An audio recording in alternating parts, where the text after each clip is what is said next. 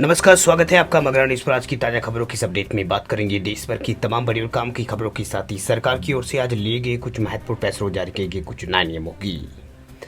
तो बुलेटिन शुरुआत करते हैं पहली बड़ी खबर से। तो प्रदूषण को कम करने को लेकर दिल्ली सरकार का बड़ा फैसला, बदली है सरकारी दफ्तरों की टाइमिंग।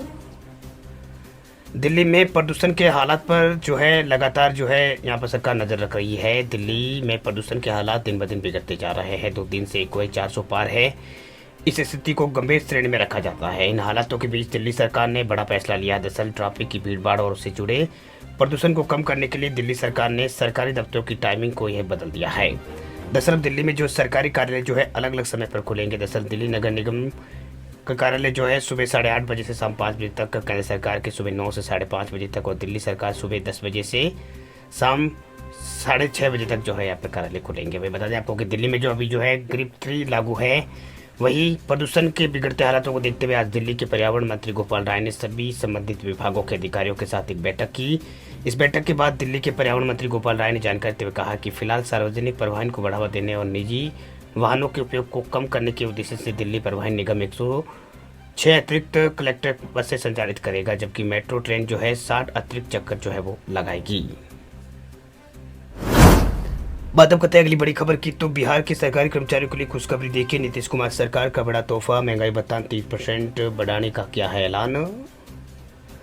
बिहार सरकार ने जो है गुरुवार को सरकारी कर्मचारियों को बड़ा तोहफा दिया। दरअसल मुख्यमंत्री नीतीश कुमार की अध्यक्षता में बिहार कैबिनेट की बैठक हुई, जिसमें सरकारी कर्मचारियों का डीए जो है महंगाई भत्ता उसमें 3% की बढ़ोतरी कर दी गई है।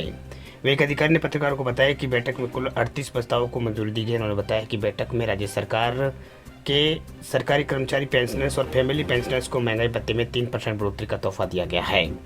बता दें आपको कि महंगाई भत्ता जो है 50% पहले था, इसे बढ़ाकर अब 53% कर दिया गया है।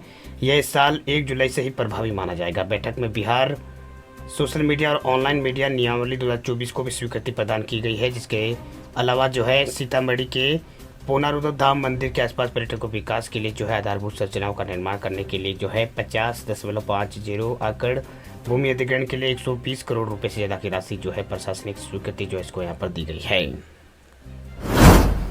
अगली बड़ी खबर की बात करें तो अगली बड़ी खबर यूपी से। ये बड़ी खबर देखिए, उत्तर प्रदेश में शराब और बियर विक्रेताओं के लिए नया नियम लागू। आबकारी आयुक्त ने जारी किए हैं आदेश।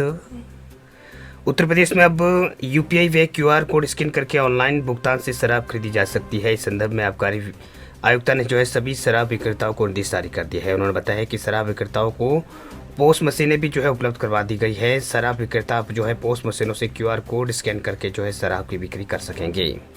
वहीं आबकारी आयुक्त ने बताया है कि उपभोक्ता बियर खरीदते समय ये सुनिश्चित कर सकते हैं कि विक्रेता द्वारा बियर की बोतल या कैन को स्कैन करने के पश्चात ही बिक्री जो है वो की जा रही है या फिर नहीं की जा रही है। यदि बोतल कैन मुद्रित निर्धारित मूल्य से अधिक मूल्य पर बियर की बिक्री की जा रही है तो तत्काल इसकी सूचना टोल फ्री नंबर 144050 यहाँ पर 144005 पर जो है यहाँ पर 144005 पर जो है आप जानकारी दे सकते हैं। साथ ही व्हाट्सएप नंबर 9454466004 पर संदेश भेजकर सूचित किया जा सकता है। उन्होंने बताया कि बियर के अतिरिक्त अन्य मदिरा की बिक्री को भी जो है पोस्ट मशीनों के माध्यम से अनिवार्य किया गया है।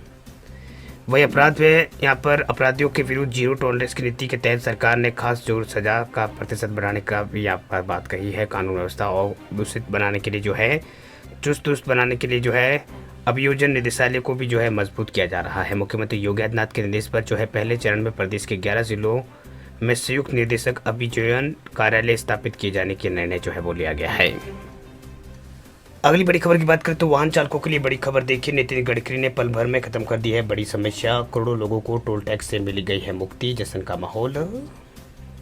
अगर आप भी रोजाना टोल टैक्स देते देते परेशान हो गए तो ये खबर आपके लिए बहुत ही काम की है, क्योंकि हाल में जो है परिवहन मंत्रालय जो है उसने टोल टैक्स को लेकर नए नियम बनाए हैं, जिनका शायद ही जो है लोगों को पता हो। दरअसल आपको बता दें कि अब यात्री जो है अपात्र निजी वाहन चालकों को टोल प्लाजा पर टोल देने की जरूरत नहीं। हालांकि ये छूट सिर्फ ऐसे वाहन संचालकों को दी गई है जिनके वाहन में ग्लोबल नेविगेशन सैटेलाइट सिस्टम लागू होगा।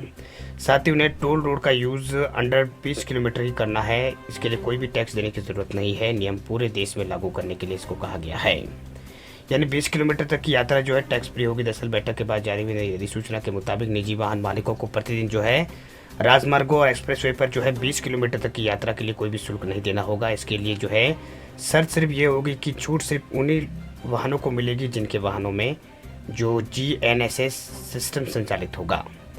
हालांकि 20 किलोमीटर से अधिक दूरी के लिए जो है शुल्क यात्रा यहाँ पर की गई वास्तविक दूरी के आधार पर लिया जाएगा। यह नोटिफिकेशन में यह भी कहा गया है कि राष्ट्रीय परमिट वाहनों के अलावा किसी अन्य यांत्रिक वाहन का चालक या फिर मालिक या फिर प्रभारी व्यक्ति जो राष्ट्रीय राजमार्ग, स्थायी पुल और बाईपास या फिर सुरंग के सामने खंड का उपयोग करता है तो उससे ग्लोबल नेविगेशन सिस्टम आधारित उपयोगकर्ता शुल्क संग्रहित प्रणाली के तहत एक दिन में प्रत्येक दिशा में जो है 20 किलोमीटर की यात्रा तक शून्य उपयोगकर्ता शुल्क जो है उनके ऊपर लगाया जाएगा। तो बड़ी खबर फिलहाल ये वाहन चालकों के लिए निकल के सामने आ रही है। साथ ही सरकार जो है सड़क मंत्रालय जो है वो फास्टैग के साथ ही GNSS आधारित टोल संग्रहण प्रणाली शुरू भी यहाँ पर की थी। ये सिस्टम अभी तक कम ही हाईवेज पर शुरू किया गया है।